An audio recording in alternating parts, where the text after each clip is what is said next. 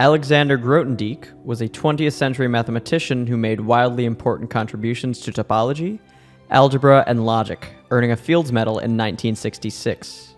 Amongst his many contributions to mathematics, he's most notable for being the leading figure in the construction of contemporary algebraic geometry, adding the following to its foundations: commutative and homological algebra, which studies algebraic structures in terms of their generators and relations; sheaf theory, with a sheaf being a tool for systematically tracking locally defined data attached to the open sets of a topological space; and category theory, a general mathematical theory of structures and of systems of structures.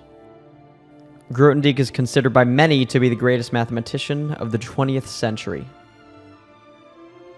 Grothendieck was born on March 28, 1928 in Berlin, Germany, to anarchist parents Alexander Sasha Shapiro and Joanna Hanke Grothendieck. To understand Grothendieck more, it's important to go a bit more in-depth into his parents' backgrounds. Shapiro, referred to generally as Sasha, was a Russian man of Jewish heritage born in Novozybkov, a town near the point where Russia and the Ukraine met. At age 15, he fought for the revolutionaries against the Russian Tsars, being caught in 1907 and sentenced to death with his fellow comrades. Due to his age, Sasha ended up just being given life imprisonment instead of being killed. He then spent 10 years in prison before escaping during the Bolshevik Revolution in 1917. After his escape, he continued to fight for the anarchists, being captured several times but always managing to escape. He actually lost his left arm on one of these occasions. Sasha ended up marrying a woman named Rachel and had a son with her named Dodek. Due to his anarchist ties and the increasing oppression on anarchists in Russia, he ultimately had to evade Russia in 1921 and ended up in Berlin, changing his name to Alexander Tanneroff, making a living as a street photographer. Joanna, generally referred to as Hanke, was a woman of Dutch origins born in Hamburg, Germany, who joined many left-wing groups, working as a journalist for a progressive paper called Der Pranger. She ended up marrying a journalist named Alfred Raditz, having a daughter in 1924 with him named Frode, but referred to as Maidi. On a visit Hanke made to Berlin, she ended up meeting Sasha. The pair had an affair, which later resulted in the birth of Alexander Grothendieck, our focus of this video, as well as Hanke leaving Raditz to live with Sasha. The pair never married. From 1928 to 1933, Sasha, Hanke, Maidi, and Grothendieck lived in Berlin together. The family made money from owning and managing a photography studio, but needless to say, they lived in poverty. In 1933, with Hitler's takeover, fear struck Sasha due to his Jewish heritage, and he left for Paris in May of 1933. Hanke stayed in Berlin with Grothendieck and Maidi until December 1933, where she then joined Sasha in Paris. Before leaving, Hanke arranged for Grothendieck to live with a Lutheran pastor, Wilhelm Heydorn, and his wife Dagmar in Hamburg, and Maidi was put into an institution for mentally handicapped children in Berlin. Note that Maidi survived the war and eventually emigrated to the United States. While living with the Heydorns, Grothendieck attended elementary school and began studies at the local gymnasium. But in April 1939, these studies were cut short due to rising fear of Jewish persecution. The Heydorns felt they were in serious danger being a part of the Hitler resistance, so they located Grothendieck's parents in Paris and put him on a train to go join them. Grothendieck ended up spending the summer of 1939 in Nîmes with his mother. With the outbreak of World War II, Grothendieck and his parents were now in great danger even in France. There was a law passed on November 12, 1939 concerning undesirables, requiring Germans living in France to be sent to internment camps. Grothendieck and his mother were interned in the Homological camp near Mons, and Sasha was interned in Camp du Vernay. It's almost certain that Grothendieck and Hanke never saw Sasha again. While at Homological, Grothendieck was still allowed to get an education, and he did so at a school in Mons about 3 miles from the camp, also receiving private tutoring. In August of 1942, Sasha was sent to Auschwitz where he was assumably executed, and the Homological camp closed down. So Grothendieck and his mother ended up at the Gull camp near Pau, with Grothendieck managing to escape. He somehow made it to Le Chambon-sur-Lignon, where he lived in a sheltered, hidden boarding home. Despite the home being mostly safe, Grothendieck would have to hide out in the woods every time authorities came looking for Jews, sometimes going days without food or water. Amongst all of this, Grothendieck was still able to get an education while in Chambon.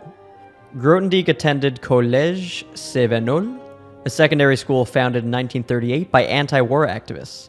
It was here that he became truly fascinated with mathematics. Receiving his baccalaureate in 1945, and with World War II now over, Grothendieck and Hanke moved to the village of Maissog, near Montpellier, where Grothendieck worked in the vineyards. Fortunately, Grothendieck was able to get a small scholarship to the University of Montpellier and began studying mathematics there. While at the University of Montpellier, Grothendieck had issues with the way some of the mathematics was presented. He already disliked the holes that his high school mathematics texts left, vowing to fill the gaps when he had the chance. And he found his professors at the university didn't help much in filling those gaps, thus much of the work was done on his own. One of his lecturers, Monsieur Sula, had expressed that Lebesgue had resolved the last outstanding problems in mathematics, but it would be too difficult to teach alone. Amazingly, this led Grothendieck to rediscover the general form of the Lebesgue integral, with almost nothing to go off of. He ended up spending 3 years at the University of Montpellier, and each year he grew more independent in his studies there. Per suggestion from Sula, Grothendieck went to go study mathematics in Paris in 1948. From 1948 to 1949, Grothendieck studied at the École Normale Supérieure, or ENS, with Henri Cartan, a 20th century mathematician who made large contributions to algebraic topology. Grothendieck attended a seminar instructed by Cartan, which covered algebraic topology and sheaf theory, and he encountered many notable mathematicians of the time in the seminar, including Jean Dieudonné, a 20th century French mathematician notable for his research in algebraic geometry and being a part of the Bourbaki group, Laurent Schwartz, a 20th century French mathematician who pioneered the theory of distributions, and André Weil, a 20th century French mathematician notable for his foundational contributions to number theory and algebraic geometry. Grothendieck apparently commented that though he was able to eventually understand everything being lectured, understanding didn't come to him as instantly as it seemed those around him at the ENS. With this slower understanding and general interest being in that of topological vector spaces, Cartan and Weil recommended Grothendieck move to the University of Nancy to continue his studies. Grothendieck moved to Nancy in 1949 with his mother. At the University of Nancy, he worked very hard to understand and solve problems in functional analysis, having very little books at his disposal and basically reconstructing things on his own. He also attended an active seminar that was held every Saturday that was mostly attended by professors.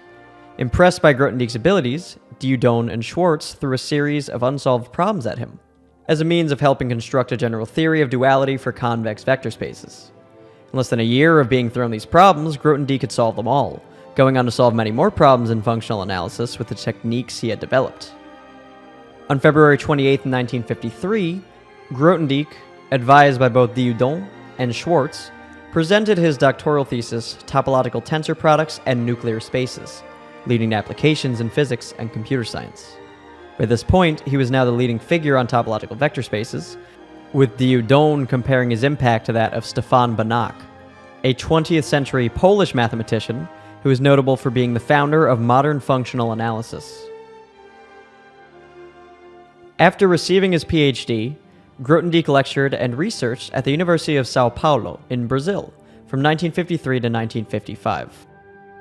Around 1955, he began working on sheaf theory and homological algebra, taking the theory of sheaves to a higher level of abstraction. In 1956, he moved to the University of Kansas, leaving a year later to work at the Centre National de la Recherche Scientifique, or CNRS, which he'd been funded by since 1950, and he also became one of the members of the Bourbaki group. By 1957, Grothendieck had completely shifted gears towards algebraic geometry and homological algebra. His first discovery in algebraic geometry was a generalization of the Hirzebruch-Riemann-Roch theorem, which relates topological properties of complex algebraic curves to their algebraic structure. He proved this algebraically, and in doing so, came up with techniques that started the study of algebraic K-theory, which is concerned with the structure theory of projective modules and of their automorphism groups, and topological K-theory, which studies the topological properties of objects by associating them with rings.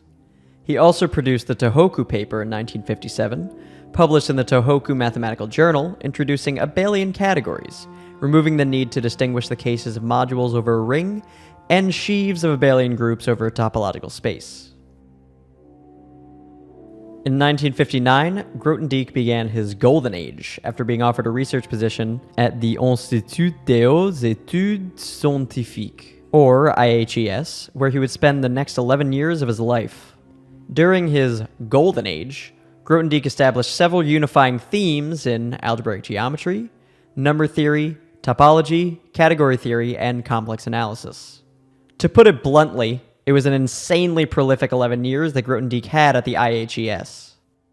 At this point, Grothendieck stopped publishing mathematics through the conventional route of journals, as the seminars were intense and productive enough that he attracted a wide enough audience to get his research exposed. To just list a bit of his remarkable contributions, during this time he introduced the theory of schemes, allowing for Weyls' conjectures to be solvable, the theory of topoi, a category-theoretic generalization of point-set topology, greatly influencing set theory and mathematical logic, and the algebraic definition of a fundamental group of a curve. His influence is also attributed with category theory becoming a separate mathematical discipline, though this was unintentional. It would probably take an entire video or two to go more in depth with his contributions, but let's at least discuss schemes. Within his research, Grothendieck began adopting the use of non-closed generic points, leading him to the theory of schemes. A scheme being a mathematical structure that expands the notion of an algebraic variety in many ways, such as taking into account multiplicities and allowing for varieties defined over any commutative ring. To note, an algebraic variety is a set of solutions of a system of polynomial equations. This theory provided a new, more flexible, and general foundation to algebraic geometry that is used to this day.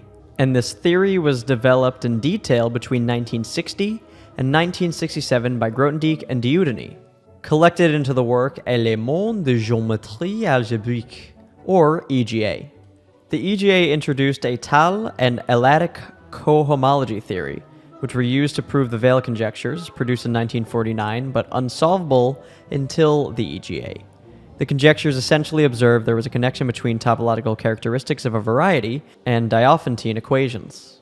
Weyl realized a new cohomology theory was needed to prove this, but alas, there were no experts capable of producing this theory until Grothendieck. Pierre Deligne, a Belgian mathematician who was one of Grothendieck's PhD students, completed the proofs for these conjectures in 1973. In 1966, Grothendieck received the Fields Medal for his contributions to algebraic geometry, homological algebra, and K-theory, but he did not collect the medal himself, instead having the director of the IHES, Leon Motchain, collect it for him. The International Congress of Mathematics was held in Moscow, Russia in August of 1966, and Grothendieck refused to travel there as a political protest. He had strong pacifist views, which led to him campaigning against military buildup in the 60s.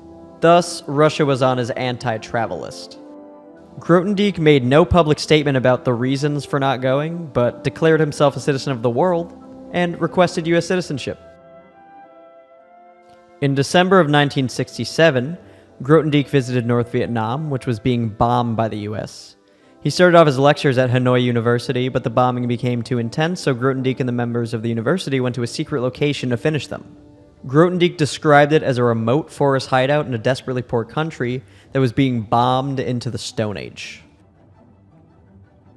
On May 25, 1970, Grothendieck put in his letter of resignation to the IHES after finding out the year prior that the university had been accepting military funding. Grothendieck rallied up most of the faculty to convince Motchain to stop accepting this funding, which they actually succeeded in doing, but when funds got tight, Motchain went back to accepting said funding. Grothendieck tried getting faculty to resign in protest after this fact was revealed, but he ended up being alone in this venture. Military funding was the primary reason for leaving, but Grothendieck had also been experiencing a so-called spiritual stagnation, which he had started to develop a few years before. Though he was still doing mathematics, he had abandoned it as his main focus, turning to political protest as mentioned earlier. Despite how powerful his mathematical influences were, he ultimately had very little impact with his political campaigns. After leaving the IHES, Grothendieck over the next few years would distance himself more and more from the mathematical community, still producing mathematics for the rest of his life, but ending his standard career there. Nothing was ever stable for him 1970 onwards. From 1970 to 1972, he held a post at the Collège de France.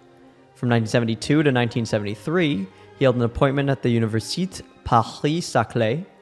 From 1973 to 1984, Grothendieck worked for the University of Montpellier. And from 1984 to 1988, he worked for the CNRS, but still had an association with the University of Montpellier. In 1988, Grothendieck formally retired and was also offered the Crawford Prize by the Royal Academy, which he declined, expressing that established mathematicians had no need for additional financial support. He went on to criticize the declining ethics of the scientific community, as well as expressing belief that there would be an unprecedented collapse of civilization before the end of the century. Lastly, he expressed that he regretted the inconvenience caused to the Royal Academy that his declining the prize may have caused. In 1991, Grothendieck ultimately disappeared with virtually no contact with friends, family, or anyone in his previous academic circle for the remainder of his life. He spent his time writing an extremely large work on physics, and wrote a few philosophical meditations on subjects such as free choice and the existence of evil. Considering Grothendieck's early beginnings, it goes without saying he had a rather unconventional life. Grothendieck, as we know, became a refugee in France in 1939. Records of his nationality were destroyed in the fall of Germany in 1945, so he essentially became stateless. Refusing to apply for French citizenship after World War II ended, he traveled on a Nansen passport, or stateless person's passport, for the majority of his life. His reasoning for not applying for French citizenship was that he did not want to be enlisted in the military. He eventually applied for citizenship in the early 80s, well past the exempt age for military service. As mentioned, while at the IHES, Grothendieck became more passionate about his political activism. Shortly after putting in his resignation at the IHES, Grothendieck made a political group called Survivre, later renamed to Survivre et Vivre, with two other mathematicians. Claude Chauvelet, a 20th century French mathematician who made important contributions to algebraic geometry and was one of the founders of the Bourbaki group, and Pierre Samuel, a 20th century French mathematician notable for his work in commutative algebra and his applications to algebraic geometry. The group was dedicated to anti-war and ecological issues, criticizing what they felt to be the indiscriminate use of science and technology. The group was first formed in Montreal, but Grothendieck headed the Paris branch, being the main editor of their newsletter for 3 years. Grothendieck felt that the best form of organization for the Paris group would be a commune, which he opened in Châtenay-Malabry in 1972. The initial intention was for the warmth of a family environment and a meeting center. But the commune was actually complete chaos, with Grothendieck even having doubts about whether survivre or commune life made sense. Despite the chaos, any talks that Grothendieck gave attracted the attention of sometimes 100 plus people. One day after coming home to find people in the commune using some of his mathematical manuscripts as kindling for a bonfire, he decided it was time to move on. In less than a year of living on the commune, Grothendieck moved to Villejuif in 1973, staying there for the next 6 years. In Villejuif, his house was open to everyone, and he was remarked as looking cheerful and being extremely generous. The home he chose was the smallest, darkest, and most unpractical house he could have picked, being filled with fleas, having no garden or terrace, and looking more like a hideout than anything else. He had no electricity, working by the light of a petroleum lamp, and apparently he unlatched his front door and slept on that. When it came to food, he lived on produce from local communes or individual alternative farmers, with a typical diet being that of goat's milk, goat cheese, fresh vegetables, fruit, and rice. Many people frequented his house in the first few years, mostly those in Villejuif, but occasionally friends, family, and colleagues as well. Since he was working at the University of Montpellier, he did own a car to be able to get there, though it's claimed he was an incredibly bad driver with no one feeling safe getting in the car with him. It took him 9 tries to get his license. In July of 1979, Grothendieck moved from Villejuif to La Gardette, the home being a lonely retreat which he kept top secret, living there a year in almost complete isolation with no electricity nor running water in the home. Eventually, he received many visits, including from his two eldest children. From there, Grothendieck moved to Les Oumettes in the second half of 1980. Again, a secluded home, but this time had modern amenities. He lived there until ultimately taking off in 1991 for an even more isolated life. In total, Grothendieck had 5 children, spread amongst 3 different women. The first child was with his landlady in Nancy, Aline Triquet. A woman much older than he, they had a passive affair leading to the birth of Sergei Grothendieck, largely being raised by Aline for the first 13 years of his life. The second woman whom Grothendieck had children with was Mireille Dufour, and the pair had 3 children together, Joanna, Alexander, and Matthew. Mireille was a few years older than Grothendieck and originally came from Normandy, having received secretarial training and working occasionally as an accountant. She was noted as being a strong and determined woman. Mireille spoke fluent Spanish and apparently had contact with Spanish anarchist networks, which is ultimately how she met Grothendieck, through these circles. Grothendieck's mother, whom Grothendieck had been living with in Nancy since 1949, died of tuberculosis in 1957, an ailment she'd contracted while in one of the internment camps. On her deathbed, she had Grothendieck promise that he'd break off his relationship with Aline and marry Mireille. So, Grothendieck did just that, and it's important to note that their marriage was not happy conventionally. Grothendieck ended up having many other lovers, even bringing them back to the family apartment. In 1972, Mireille couldn't bear to live in their home anymore and moved out to the suburbs of Paris, the pair officially divorcing in 1981. She only took their 2 sons, leaving Joanna with Grothendieck. Joanna lived with Grothendieck on the Châteauneuf commune, eventually having a 4-year affair with a boy she'd met there. Despite all the problems they had, Mireille moved close to Villicon just before he moved again, as she felt that their son should be near their father, moving again when Grothendieck moved to La Gardette. The third and final woman Grothendieck had a child with was Justine Scalba, whom he'd met when traveling to the United States after receiving an invitation to work with SUNY Buffalo in New York State. There for just a couple of months, he ended up giving a lecture at Rutgers University, where Justine was a PhD candidate. At the get-together after, Grothendieck spoke with her about his plans to give up mathematics and move to the countryside. Justine was intoxicated by this idea and gave up her studies to follow Grothendieck to Europe. Justine lived on the Châteauneuf commune with Grothendieck, where she was ultimately impregnated by him, giving birth to their son Jean on October 28, 1973. She lived with Grothendieck for a few months in Villicon, but the conditions were too unsavory for Justine to raise a newborn there. Also commenting that Grothendieck would have rather scary breakdowns on occasion, one of which resulted in him screaming in German even though she did not understand German. Justine went back to live in Paris for a bit before moving back to the United States with John. During the 1980s, though he wasn't publishing, Grothendieck wrote thousands of pages of both mathematical and non-mathematical content. Between 1980 and 1981, he wrote The Long March Through Galois Theory, which was a 1,600-page handwritten manuscript that eventually led to Sketch of a Program, written in 1984. It described new ideas for studying moduli spaces of complex curves, and was a proposal to the CNRS for long-term research. The CNRS turned down the proposal, but still offered him a special position which allowed him to stop teaching at the University of Montpellier.